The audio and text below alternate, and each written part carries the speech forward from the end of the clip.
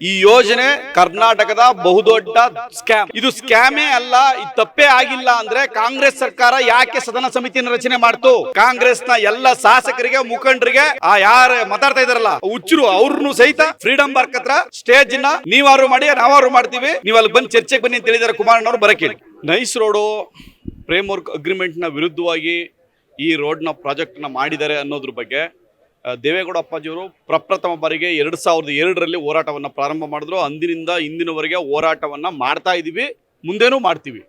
ಈಗ ಒಂದು ಜಡ್ಜ್ಮೆಂಟ್ ಬಂದಿದೆ. ಸಿಂಗಲ್ ಬೆಂಚ್ ಕೋರ್ಟು ಮತ್ತು ಡಬಲ್ ಬೆಂಚ್ ಕೋರ್ಟ್, ಹೈಕೋರ್ಟು ಮಾನ್ಯ ಉಚ್ಚ ನ್ಯಾಯಾಲಯ ನೈಸ್ ರೋಡ್ಗೆ ವಿರುದ್ಧವಾಗಿ ಆದೇಶವನ್ನು ಮಾಡಿದೆ. ಆದೇಶದಲ್ಲಿ ಭಾಳ ಕ್ಲಿಯರಾಗಿ ಹೇಳಿರ್ತಕ್ಕಂಥದ್ದು, ಈ ಯೋಜನೆ ಕರ್ನಾಟಕದ ಬಹುದೊಡ್ಡ ಸ್ಕ್ಯಾಮ್. ಒಂದು ವರ್ಡು. ಇನ್ ಪೇಜ್ ನಂಬರ್ 89 ಹೇಳ್ತಾರೆ, ಏನು FWA ಫ್ರೇಮ್ ವರ್ಕ್ ಅಗ್ರಿಮೆಂಟ್ಗೆ ವಿರುದ್ಧವಾಗಿ ಈ ಪ್ರಾಜೆಕ್ಟನ್ನು ಮಾಡಿದ್ದಾರೆ. ರೋಡ್ನ ಕಂಪ್ಲೀಟ್ ಆಗದೆ ಇನ್ಕಂಪ್ಲೀಟ್ ಇದ್ದಾಗಲೇ ಇವರು ಟೋಲ್ನ ಕಲೆಕ್ಷನ್ ಮಾಡ್ತಿದ್ದಾರೆ, ಟೋಲ್ ಪ್ಲಾಜಾಗಳನ್ನು ಹಾಕಿದ್ದಾರೆ. ಮತ್ತು ಪರ್ಮಿಷನ್ ತಗೊಳ್ಳದೆ ಕರ್ನಾಟಕ ಸರ್ಕಾರದ ಅನುಮತಿಯನ್ನು ಪಡ್ಕೊಳ್ದೇನೆ ನೀವು ಟೋಲ್ನ ಕಲೆಕ್ಷನ್ ಮಾಡಿದಿರಿ ಮತ್ತು ಇನ್ಕ್ರೀಸ್ ಮಾಡಿದಿರಿ. ಇವೆರಡೂ ಕೂಡ ಫ್ರೇಮ್ ವರ್ಕ್ ಅಗ್ರಿಮೆಂಟ್ಗೆ ವಿರುದ್ಧವಾದದ್ದು. ಆ ಕಾರಣದಿಂದ ಇದೊಂದು ದೊಡ್ಡ ಸ್ಕ್ಯಾಮ್ ಆಗಿದೆ. ಕೂಡಲೇ ಈ ಪ್ರಾಜೆಕ್ಟನ್ನ ಸರ್ಕಾರ, ಕರ್ನಾಟಕ ಸರ್ಕಾರ ತನ್ನ ತೆಕ್ಕೆಗೆ ತೆಗೆದುಕೊಳ್ಳಬೇಕು ಅನ್ನೋ ಅಂಶವನ್ನ ಕರ್ನಾಟಕ ಉಚ್ಚ ನ್ಯಾಯಾಲಯ ಮಾಡಿದೆ.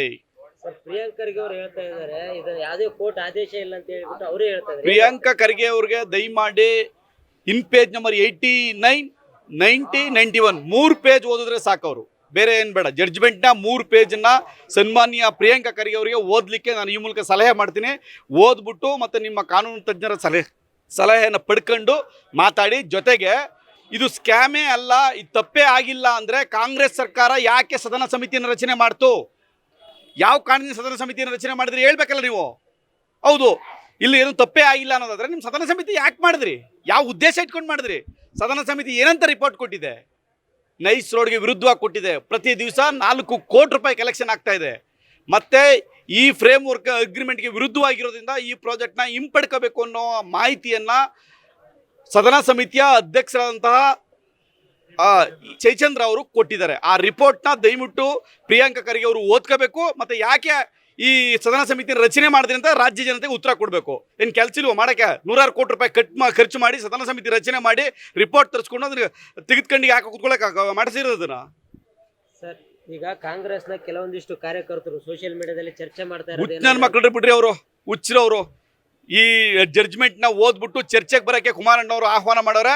ಕಾಂಗ್ರೆಸ್ನ ಎಲ್ಲ ಶಾಸಕರಿಗೆ ಮುಖಂಡರಿಗೆ ಯಾರು ಮಾತಾಡ್ತಾ ಇದ್ದಾರಲ್ಲ ಹುಚ್ಚರು ಅವ್ರನ್ನೂ ಸಹಿತ ಫ್ರೀಡಂ ಪಾರ್ಕ್ ಹತ್ರ ಸ್ಟೇಜನ್ನ ನೀವಾರು ಮಾಡಿ ನಾವಾರು ಮಾಡ್ತೀವಿ, ನೀವು ಅಲ್ಲಿ ಬಂದು ಚರ್ಚೆಗೆ ಬನ್ನಿ ಅಂತ ಹೇಳಿದ್ದಾರೆ ಕುಮಾರಣ್ಣವರು. ಬರಕ್ಕೆ ಹೇಳಿ. ಬರೋದಂತಾರ ಸರ್ ಚರ್ಚೆಗೆ? ಇವರು ಕರಿತಾ ಇದ್ದೀರಲ್ಲ ಚರ್ಚೆಗೆ ಬರ್ಲಿಕ್ಕೆ ಸಾಧ್ಯನೇ ಇಲ್ಲ. ಯಾಕೆ ಅಂತಂದ್ರೆ ಈ ನೈಸ್ ರೋಡ್ನ ಈ ಅವಾಂತರಕ್ಕೆ ಮುಖ್ಯ ಕಾರಣ ಸನ್ಮಾನ್ಯ DK ಶಿವಕುಮಾರ್, ಅವತ್ತಿನ ಫೆರಿಪಲ್ ಕಾರಿಡಾರ್ನ ಚೇರ್ಮನ್ ಅವರೇ ಆಗಿದ್ರು ಮತ್ತು ಅವತ್ತಿನ ಬೆಂಗಳೂರು ನಗರಾಭಿವೃದ್ಧಿ ಸಚಿವರು ಕೂಡ ಅವರೇ ಆಗಿದ್ರು. ಫ್ರೇಮ್ ವರ್ಕ್ ಅಗ್ರಿಮೆಂಟ್ನ ಬದಲಾವಣೆ ಮಾಡಿದರೆ, ಅಮೆಂಡ್ಮೆಂಟ್ ಮಾಡಿದರೆ ಅದು ಸನ್ಮಾನ್ಯ DK ಶಿವಕುಮಾರ್ ಅವರ ಪಾಲು ಇದರಲ್ಲಿದೆ. ಅವರ ಸ್ವಹಿತಾಸಕ್ತಿ ಈ ಪ್ರಾಜೆಕ್ಟಲ್ಲಿ ಇದೆ. ಅದು ಎಷ್ಟು ದುಡ್ಡು ಹೊಡೆದಿದ್ದಾರೆ, ಎಷ್ಟು ಮಾಡಿದ್ದಾರೆ ಅದೆಲ್ಲವೂ ಚರ್ಚೆ ಆಗಬೇಕು, ತನಿಖೆ ಆಗಬೇಕು.